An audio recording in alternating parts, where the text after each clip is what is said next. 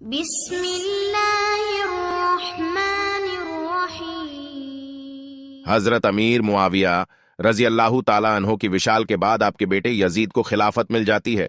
Yazid एक बदतरीन और बदबख्त शैतान था, शराबी था, जानी था। यजीद को जब खिलाफत मिली तो यजीद समझ गया कि मेरी खिलाफत को हजरत इमाम हुसैन रजी अल्लाह ताला अन्हो कभी कबूल नहीं करेंगे।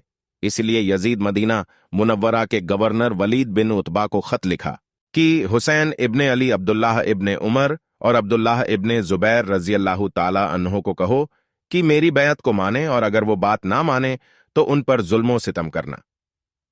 हजरत इमाम हुसैन रजी अल्लाह ताला अन्हो ने यजीद की बैत करने से इनकार कर दिया, क्योंकि यजीद आपके नजदीक मुसलमानों के इमामत और खिलाफत के लायक नहीं था। क्योंकि आप जानते थे यजीद फासिको फाजिर था, जानी था, शराबी था और जालिम था। इमाम हुसैन रजी अल्लाह ताला अन्हो मदीना शरीफ छोड़कर मक्का शरीफ तशरीफ ले आए। अब आपको मक्का शरीफ में कूफियों के ढेर सारे खत आने लगे। उन खतों में लिखा हुआ था, ए इमाम हुसैन, आप कूफा तशरीफ ले आइए, यहां पर यजीद का जुल्म व सितम बढ़ता चला जा रहा है। हम आपसे ही बैत करेंगे, यजीद की बैत हमें हरगिज कबूल नहीं है। हजरत इमाम हुसैन रजी अल्लाह ताला अन्हो ने हालात को समझने के लिए अपने भाई मुस्लिम बिन अकील रजी अल्लाह ताला अन्हो को यह कहकर कूफा भेजा कि जाओ जाकर वहां के हालात मालूम करो। वहां के हालात कैसे हैं? जब मुस्लिम बिन अकील रजी अल्लाह ताला अन्हो कूफा पहुंचे तो वहां के लोगों ने बड़े ही एहतराम के साथ आपका इस्तकबाल किया। हजरत मुस्लिम बिन अकील रजी अल्लाह ताला अन्हो के हाथों में 18,000 लोगों ने बैअत कर ली, और हजरत मुस्लिम बिन अकील रजी अल्लाह ताला अन्हो ने अपने भाई हजरत इमाम हुसैन के नाम एक खत रवाना कर दिया, जिसमें आपने लिखा यहां के हालात बिल्कुल सही है और 18,000 लोगों ने बैअत भी कर ली है, लिहाजा आप कूफा जल्द से जल्द तशरीफ ले आए। लेकिन जब यजीद ने उन लोगों को धमकियां और लालच दी तो वह लोग अपनी बात से मुकर गए और इमाम मुस्लिम बिन अकील रजी अल्लाह ताला अन्हो को शहीद कर दिया। कूफा के हालात इतने बदल चुके थे कि वह लोग जो हजरत मुस्लिम बिन अकील से मोहब्बत का दावा कर रहे थे, अब वही लोग आपकी जान के दुश्मन बन गए।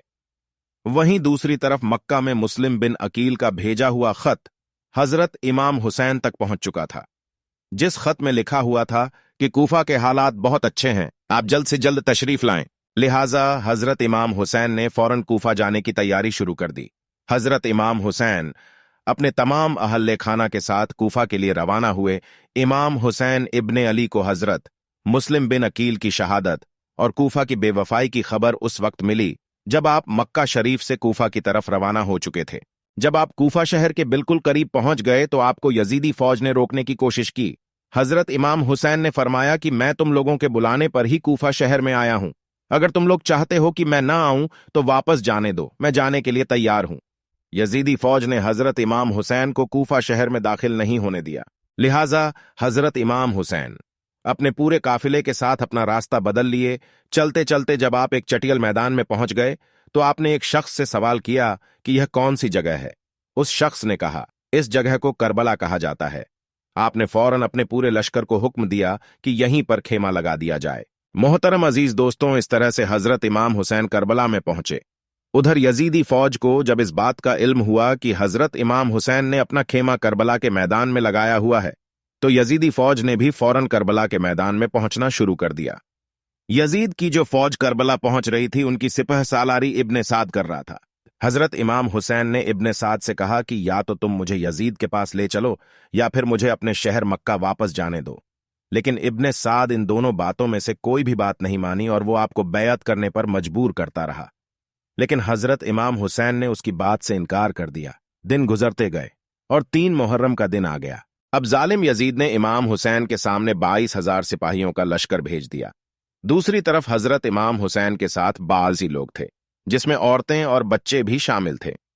कितनी हैरत की बात है कि यजीदियों में इमाम हुसैन का इतना खौफ था कि जहां इमाम हुसैन सिर्फ 82 लोगों के साथ मैदान एक करबला में थे, जिसमें औरतें और बच्चे भी शामिल थे, वहीं यजीद ने मुकाबले के लिए आपके सामने 20,000 का लश्कर भेज दिया, जो कि इमाम हुसैन के सामने 100 गुना से भी ज्यादा था। इमाम हुसैन के सामने यजीदी फौज के हौसले पस्त हो गए और उन लोगों में से किसी में भी इतनी हिम्मत नहीं थी कि वो हजरत इमाम हुसैन से मुकाबला कर सके। आखिरकार उन्होंने यह फैसला किया कि अगर इमाम हुसैन को हराना है तो उनका पानी बंद करना पड़ेगा, तभी इनका मुकाबला किया जा सकता है। दिन गुजरते गए और 7 मुहर्रम का दिन आ गया और 7 मुहर्रम को ही यजीदी फौज ने इमाम हुसैन के काफिले वालों पर पानी बंद कर दिया।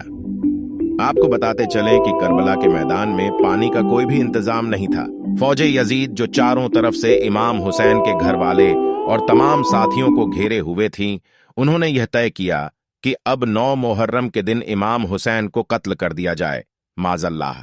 हजरत इमाम हुसैन ने हजरत अब्बास रजी अल्लाह ताला अन्हो से कहा, अब्बास, जाओ यजीदी फौज के पास और उनसे कहो हमें एक रात अल्लाह की इबादत करने के लिए दी जाए। जब हजरत अब्बास ने यजीदी फौज से एक रात की मोहलत के लिए कहा तो उन लोगों ने आपकी बात मान ली। जब तक 9 मुहर्रम की तारीख आई तब तक हजरत इमाम हुसैन को यह यकीन हो चुका था कि यजीद की फौज का मकसद सिर्फ और सिर्फ मुझे शहीद करना है, इसके अलावा यजीद और कुछ भी करने के लिए तैयार नहीं है। इसलिए हजरत इमाम हुसैन ने 9 मुहर्रम की रात में अपने तमाम खेमे वालों को एक जगह पर इकट्ठा किया और आपने कहा कि यह बात तो तय हो चुकी है, यहां पर मौजूद सभी लोग 1-2 दिन के अंदर शहीद हो जाएंगे, इसलिए यहां मौजूद आप में से जो भी वापस लौटना चाहते हैं वह लौट जाएं। हजरत इमाम हुसैन ने फौरन खेमे में जल रहे तमाम दियों को बुझवा दिया और अंधेरा करवा दिया था ताकि जो भी जाना चाहे वो चला जाए। थोड़ी देर बाद जब दियों को दोबारा जलाया गया तो सारे के सारे लोग बैठे आंसू बहा रहे थे, यानी कोई भी हजरत इमाम हुसैन को छोड़कर जाने के लिए तैयार नहीं था।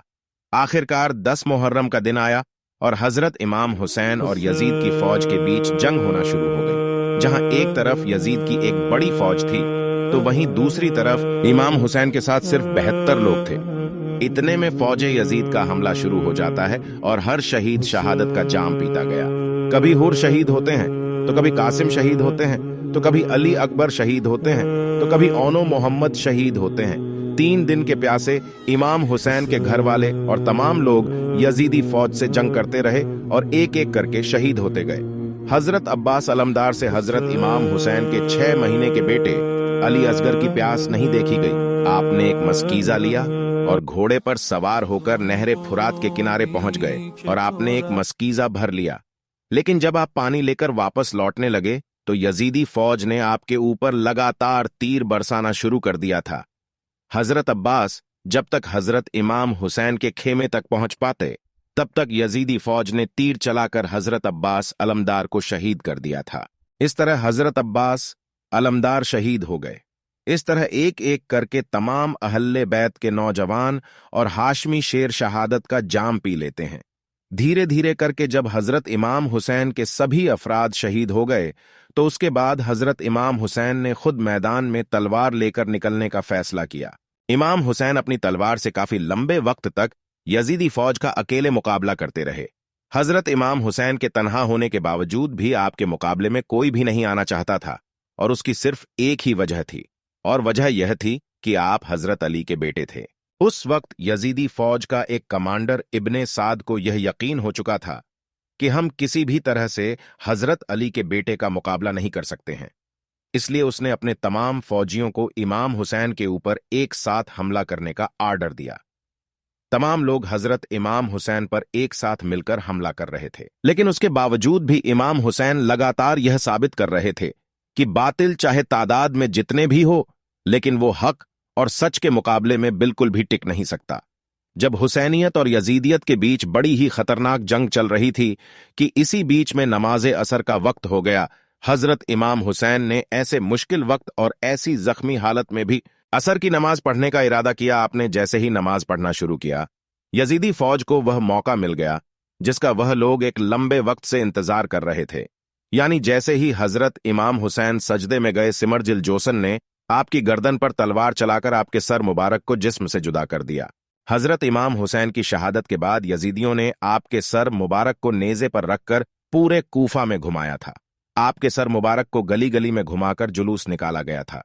करबला की इस जंग में हजरत इमाम हुसैन के घर वालों में से सिर्फ आपकी एक औलाद ही बच सकी थी। इसके अलावा हजरत इमाम हुसैन के घर की तमाम औरतों को कैदी बनाकर कूफा लाया गया था। भले ही उस दिन इमाम हुसैन रजी अल्लाह ताला अन्हो को शहीद कर दिया गया था, लेकिन आज भी हजरत इमाम हुसैन रजी अल्लाह ताला अन्हो पूरी दुनिया में कयामत तक के लिए जिंदा है।